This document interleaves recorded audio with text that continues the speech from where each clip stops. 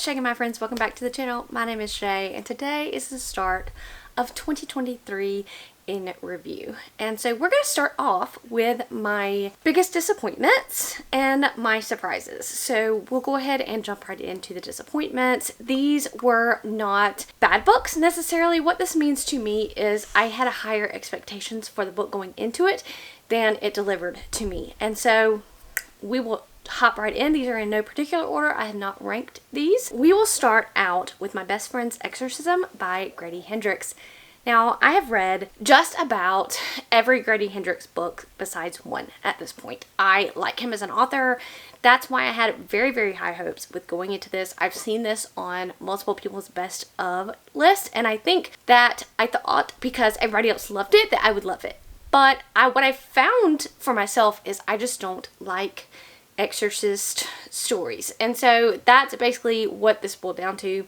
I thought the characters were fine. I thought the plot was okay, but I'm just not into that paranormal Exorcist, and that's on me. But it's good that I now have figured that out, so I won't read any more of them. In the same vein, let's talk about The Last Word by Taylor Adams. Now, listen, I thought this was a fine book. I can't remember what star rating I gave it at the time. I think 3 stars. But there are some issues that I have with that. I really enjoyed about the first half of this book. And then as we got to the halfway point, I was wondering, how does this book have like half of it to go? I was not very engaged for the last 50%. And I don't know if it's probably my fault. So No Exit, which I read, I enjoyed. I gave it 3 stars. I didn't like it as much as everybody else. Then I read Hairpin Bridge, which I really didn't like because it was action that took place in a very short time window. But I heard a lot of people didn't like Hairpin Bridge, but then when this book came out, everybody was praising it. I was like, okay, here we go. Taylor Adams is going to do it for me again. And unfortunately, that was not the case because, again, we have this trope of something happening over a short period of time, which, unfortunately, again, another thing that I have found that I don't like in books. So from now on, I can stay away from that. The next book is The Female of the Species by Mindy McGinnis. I don't even know what to say about this book. This book is highly praised. It's won awards. This is a YA, I guess you can call it, contemporary fiction book. And my expectations were super high going in. And the fault with this book lies in I like fiction. This is a trigger warning for rape, sexual assault, all of the things. I was super intrigued at the start of this book where we find out that this girl has killed somebody and now she's going to tell you why and how she did that. My problem with is that I went into the absurd, like, I don't think this could ever happen in real life. And that mixed with contemporary fiction just did not work for me. But I understand what the author was trying to do. Mindy McGinnis does sometimes do these absurd things in her books, which is fine if you like that kind of thing, but that just is not for me. Defend the Dawn by Bridget Kimmerer. I read the first book, Defy the Night, and absolutely loved the book. So much so, I gave it 5 stars. This one was not a lot was happening in it. It suffered from middle book syndrome, and that's why, unfortunately, it falls in my disappointments. It's not a bad book by any means, but it does make my anticipation for the last book in the series that comes out in January a little bit not great. The Winter King by Bernard Cornwell. I have heard nothing but praise about this book and this series, and literally not a single negative thought process. So I went into the book feeling like, I'm gonna love it. It's gonna be a 5 star. And then when it was middle of the road 3 star, I was bored through a lot of it. I felt like I didn't connect with the characters like I wanted to connect with the characters. So that was just very disappointing for me, and it made me not want to continue on in the series, unfortunately. The next one is going to be Along the Razor's Edge by Rob J. Hayes. Now, listen here, I also heard a lot of praise about this series. I love indie works. This was my first foray into Rob J. Hayes, and I was very let down. But again, this comes from my expectations and what I've learned that I don't like in books. I don't like when books confine you to one setting, and this book follows our main character Eska as she is in this underground prison, and the entire book she's just trying to escape from this prison. So we have her trying to do this throughout the entire book, and so we are confined to this one space.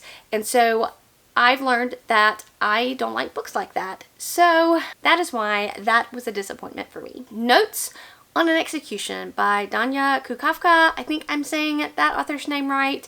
I just felt meh about this. I think this was in the Goodreads Choice Awards. It's very popular last year. And so I had high expectations. I had high hopes going in. There was a popular book. A lot of people are reading it. A lot of people are loving it.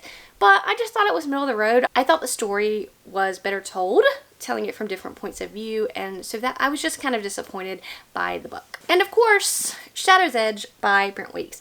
I also read The Way of Shadows this year. I finally bit the bullet and read the book. I loved it. I gave it 5 stars. I loved our characters. I loved all of them. Kyler, Durzo, I liked them all.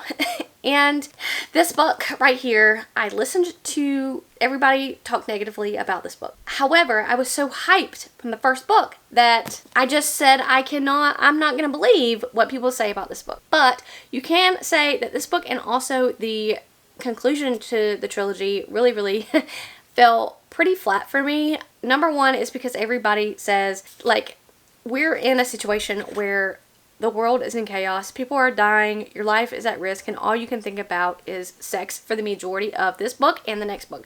Like, just some creepy things going on in your head at the time that some really important things are going on, and I'm really sorry, but I just don't get down with that. I don't believe that, and I don't want to read about that for hundreds of pages. So overall, I'm really disappointed in this series. And the next disappointment, and this is not a bad book at all by any means. I read the entire series this year. The entire series was kind of disappointing to me, and that's going to be The Green Bone Saga by Fonda Lee. Now, let me tell you why this was a disappointment, because again, I have heard hardly nobody say anything bad about these books.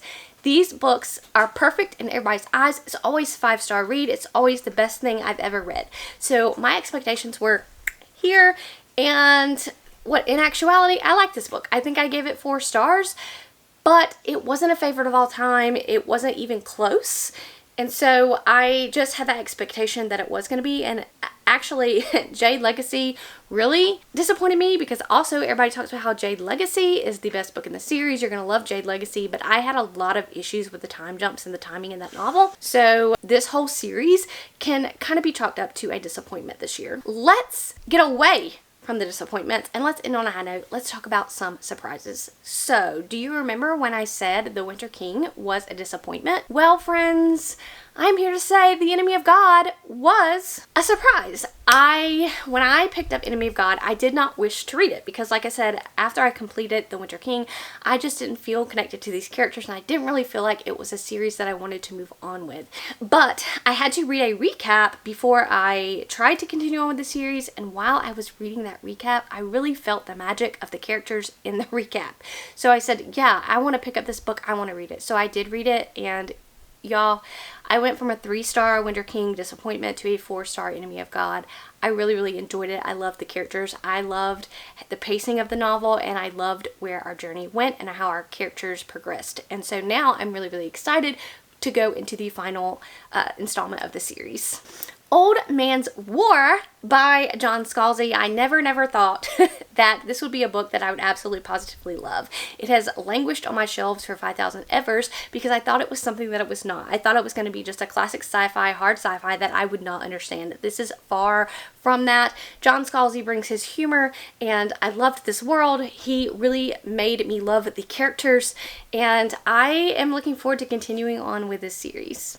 The Justice of Kings by Richard Swan. If you saw my reading vlog on this, you know that I didn't really get down with the plot. I didn't love it as much, but by God, Richard Swan writes these characters like nobody else. And as I said in that video, even if I didn't like the plot, which I ended up really liking at the end, I would positively move on to the second book because of how Richard Swan chose to make me feel about these characters. So very big surprise for me. Didn't really have a lot of hopes. The premise to me sounded maybe a little bit boring, like how can you make this interesting? But overall, I really enjoyed the book. Sign Here by Claudia influx. I had heard good things about this novel, but I just, you know, it was so-so and it wasn't high up on my radar. But let me tell you something, I truly ended up really enjoying this book. There were multiple mysteries going on in the book. I really enjoyed the characters, and there were some quirky things that happened, and I really was surprised by my enjoyment of the book. And remember, another one that I said I was disappointed in, which was Along the Razor's Edge by Rob J. Hayes. That's why the next book ends up as a surprise on this list, because The Lessons Never Learned is by far a better, superb book. Again, I had low expectations going to the book. Maybe thought, you know, if I don't like this book, I'm gonna DNF the series. But we are now in the wider world. We have moved about. We can do a lot more character development, a lot more world building, and I thoroughly ate it up and I loved it. And so this is a series that I definitely will continue on with. Garden of the Cursed by Katie Rose Poole. I've never read Katie Rose Poole before, and I did not hear a lot of buzz about this book. It came out, I believe, in July of this year, or June or July, and I didn't hear much about it. So I was like, oh well, it fell off the radar. People aren't liking it. But I picked it up and it was like candy to me. And yes, I'm out of the YA fantasy era, which is why I just didn't have a lot of high hopes for this book. But I ate it up. I absolutely positively ended up loving the book.